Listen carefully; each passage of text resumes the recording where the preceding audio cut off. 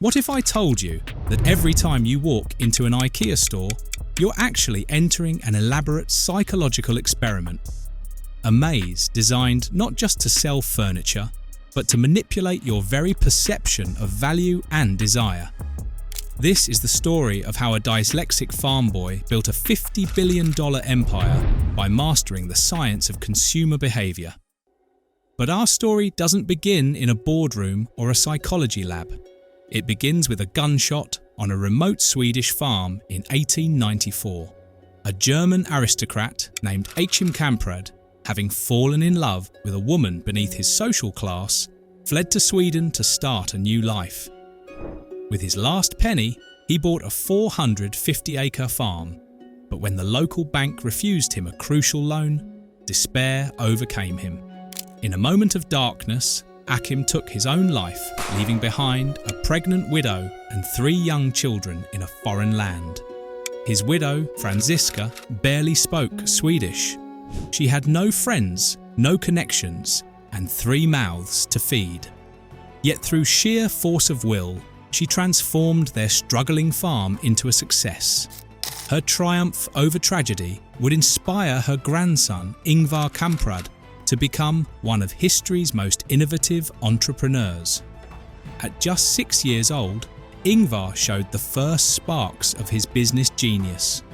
With help from his aunt, he bought matchboxes in bulk and sold them at a markup, tripling his investment. This simple childhood venture would plant the seeds for a retail revolution. But Ingvar's path to success wasn't straightforward. By the 1950s, his mail-order furniture business was just one of hundreds in Sweden. With profit margins razor-thin, most companies were cutting quality to stay competitive. That's when Ingvar had his first breakthrough insight. The problem wasn't production, it was distribution. In 1953, he made a move that his competitors thought was madness. He bought a rundown department store for $1,600, far from any major city. His radical idea? Let customers actually see and touch the furniture before buying. On opening day, over 1,000 people lined up outside. IKEA had just changed the furniture game forever. But success breeds enemies. Sweden's furniture establishment saw IKEA as an existential threat.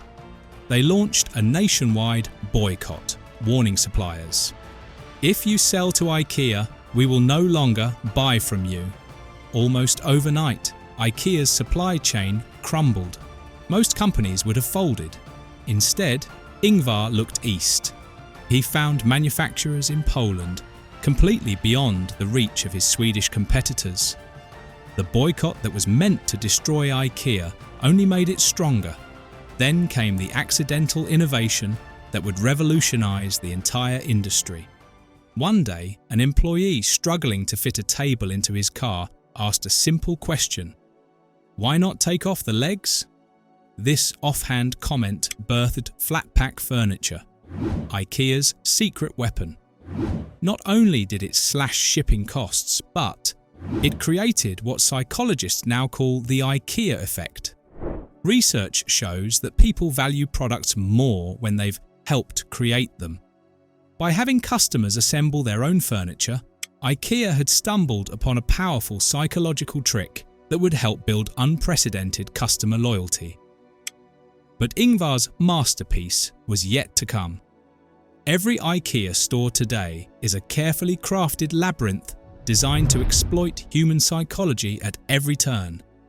Through the Gruen effect, stores are laid out to disorient customers and encourage impulse buying. One entrance, one exit, and a winding path that forces you to see every product. The expensive items come first, making smaller purchases feel like bargains later. Even the restaurants were strategically placed to keep customers shopping longer. The formula worked so well that IKEA had to build its own hotels next to stores to accommodate customers travelling from hours away just to shop there. By the 1970s, IKEA was making tens of millions annually with over 1,000 employees. Yet Ingvar still ran it from an old barn on his family farm. Today, IKEA is the world's largest furniture retailer, with over 450 stores globally. But success hasn't come without controversy. Questions about tax avoidance, through elaborate corporate structures and Ingvar's teenage Nazi connections, have cast shadows over the company's reputation. The company has also faced accusations of using forced labour in its supply chain during the 1980s. Yet IKEA's influence on retail psychology and global commerce is undeniable. What began with a tragic gunshot on a Swedish farm has become one of the most successful retail experiments in history. It's a testament to how understanding human psychology, from the pride of building something yourself to the subtle manipulation of store layouts, can build an empire, one flat-pack furniture piece at a time. Perhaps most remarkably, IKEA's influence extends far beyond furniture. Its psychological pricing strategies and store layouts have been adopted by retailers worldwide. The company's sustainability initiatives now influence global manufacturing standards. Even its restaurant business has become a model for retail dining, serving over 1 billion Swedish meatballs annually. IKEA hasn't just changed how we buy furniture, it's transformed the entire retail landscape. The next time you walk through those blue and yellow doors, remember, you're not just shopping for furniture, you're participating in a psychological experiment that's been perfected over decades. And like millions before you, you'll probably buy more than you planned to. But that's exactly what Ingvar Kamprad intended all along.